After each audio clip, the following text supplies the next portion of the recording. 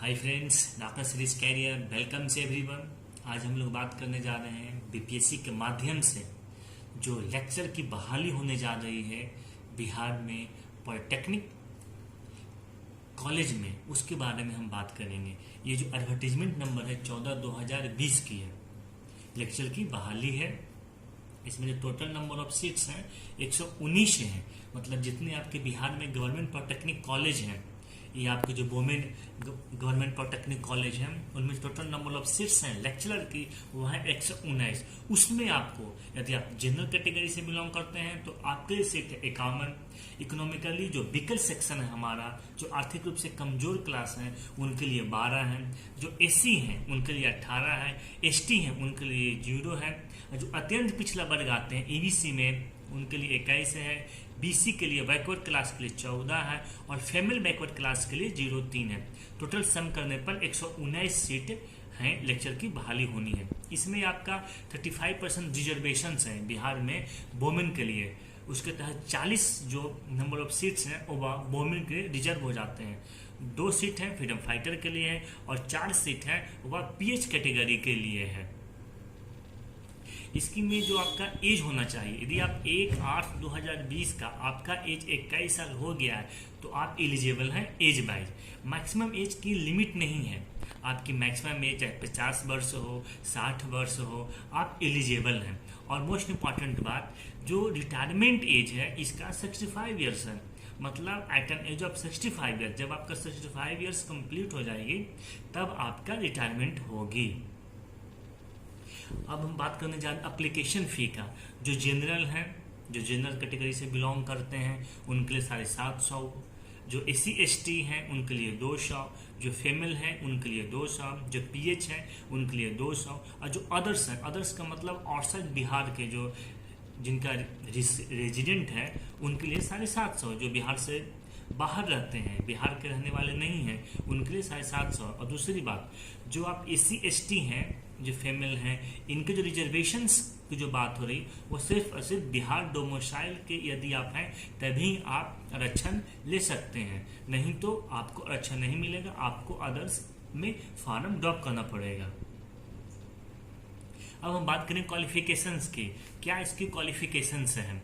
तो आपको B, BTech, BS, BSc या एएमआई 31/5/2013 तक परमानेंट रजिस्ट्रेशन है आपका एएमआईई में, तो आप एलिजिबल हैं। यदि आपका इलेक्ट्रिकल इंजीनियरिंग पास आउट है, वह भी फर्स्ट क्लास है, तो आप इस फॉर्म को ड्रॉप कर सकते हैं, फॉर्म को फिल कर सकते हैं। जो स्टूडेंट्स एमटेक किए हुए हैं, पीएचडी किए हुए हैं, इन एडिशन टू इस बी, बीटेक, वह भी फॉर्म ड्रॉप कर सकते हैं। उन्हें इस एग्जाम में ज़्यादा बेनिफिट मिलने वाला है। जब हम सेक्शन प्रोसेस की बात करेंगे तो उसमें देखेंगे कि जो एमटेक किए हैं, जो पीएचडी किए हैं और जिनके पास टीचिंग का एक्सपीरियंस है, उनको किस तरीक़ा से बेनिफिट मिलेगी।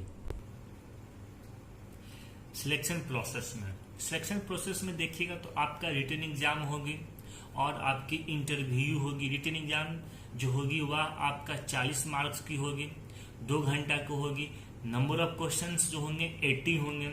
उसके बाद आपका इंटरव्यू होगा। यहाँ रिटन एग्जाम में आप लोग ध्यान रखिएगा, जो 40 मार्क्स की रिटन एग्जाम होगी उसमें कैटेगरी वाइज का अलग अलग इंटरव्यू के लिए आपको परसेंटेज पास करना पड़ेगा, जो कि आप डिटेल्स नोटिफिकेशन में देख सकते हैं। और जब आप पास करते हैं उसके बाद आपका इंटरव्यू 15 मार्क्स की होगी, मतलब ओवरऑल आपका 55 मार्क्स की हो गई। जो आपका बीटेक है, बीटेक में आपका कितना परसेंटेज है उस हिसाब से मैक्सिमम मार्क्स आपको बीटेक लेवल पर 10 मिल जाएंगे। एमटेक लेवल पर 5 मार्क्स मैक्सिमम है, पीएचडी पर 5 मार्क्स है। आप जोड़ लीजिएगा तो आपकी 55, 5, 60, 65 और 10, 75 मार्क्स आपके आ जा रहे हैं।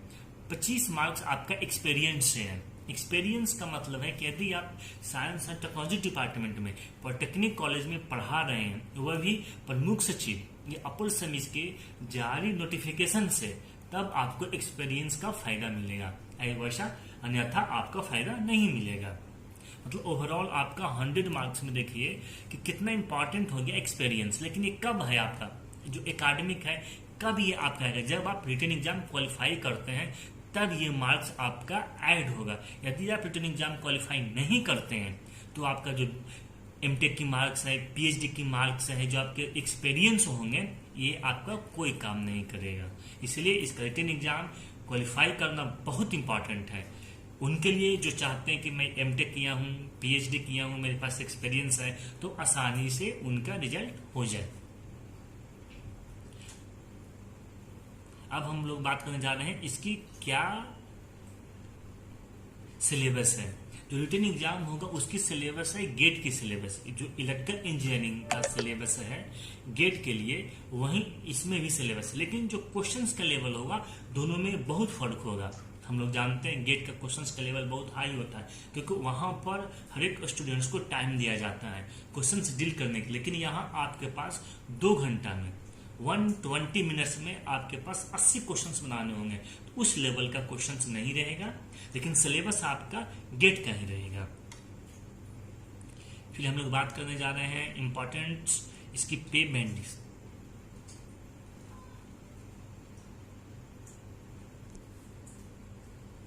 पे बैंड कि यदि आपकी सिलेक्शन होती है तो आपकी कितनी सैलरी बनेगी। तो आपका जो बेसिक है 56,100 रहेगा, लेकिन लेवल 9A 7 पे रिवाइज्ड कमीशंस देखिएगा बिहार गवर्नमेंट का, उसमें आपका 9A का लेवल है, 56,100 आपकी बेसिक आएगा। इसके एडिशन में आपका अभी एट प्रेजेंट 17% डीए चल रही है। उसके बाद आपकी HRA मिलेगी यदि आपको रहने के लिए आवास नहीं मिलता है। उसके बाद आपको अलग तरह के और अलाउंसेस मिलते हैं। ओवरऑल देखिएगा तो आपके लमसम 80,000 के आसपास सैलरी बनेगी at the time of joining, जब आप ज्वाइनिंग करते हैं तब। अब हम बात करेंगे इसका इंपॉर्टेंट डेट्स। हम लोग जान रहे हैं कि इसकी रजिस्ट्रेशन डेट 7/8/2020 को ही शुरू हुई थी और 25/7/2020 को खत्म होने वाली है। इसकी जो पेमेंट होगी, जो हम लोग ऑनलाइन पेमेंट करेंगे, जो फी की पेमेंट है ऑनलाइन करेंगे, और इसकी लास्ट डेट है 28/8/2020 का। और जो last date of online filling application है वह है 4/9/2020 का। और इसमें मोस्ट इंपॉर्टेंट हार्ड कॉपी हमें भेजना है 11/9/2020 को। हार्ड कॉपी में हम लोग को क्या क्या भेजना है, तो सर्वप्रथम तो 10th का मार्कशीट और या सर्टिफिकेट भेजना है, और बीटेक क्योंकि इसकी एलिजिबिलिटी क्राइटेरिया है मिनिमम, इसका हमें दोनों सर्टिफिकेट और मार्कशीट भेजना है। ये 3 इसेंशियल्स हैं आपका, 10th की मार्कशीट या सर्टिफिकेट, बीटेक के सर्टिफिकेट प्लस मार्कशीट। उसके एडिशन में आप कोई भी चीज का क्लेम करते हैं, यदि आप एमटेक किए हुए हैं, पीएचडी किए हुए हैं, तो आपको उसके सर्टिफिकेट भेजना पड़ेगा, मार्कशीट, सर्टिफिकेट। यदि आप कैटेगरी से बिलोंग करते हैं, एससी हैं, एसटी हैं, ओबीसी हैं, ईडब्ल्यूसी हैं, तो आपको उसका भी सर्टिफिकेट भेजना पड़ेगा। यदि आप पीएच हैं तो उसके भी सर्टिफिकेट भेजना पड़ेगा। मतलब ये है कि जिस चीज़ का आप क्लेम करना चाहते हैं उसके सर्टिफिकेट आपको इन एडिशन टू 10th और बीटेक के साथ साथ भेजना पड़ेगा। अब किस एड्रेस पर हमें भेजना है, तो जो एड्रेस है वह है joint secretary cum examination controller, Bihar public service commission 15, Jawaharlal Nehru Marg, Bailey road, Patna. इसका जो पिन कोड है वह है 800000।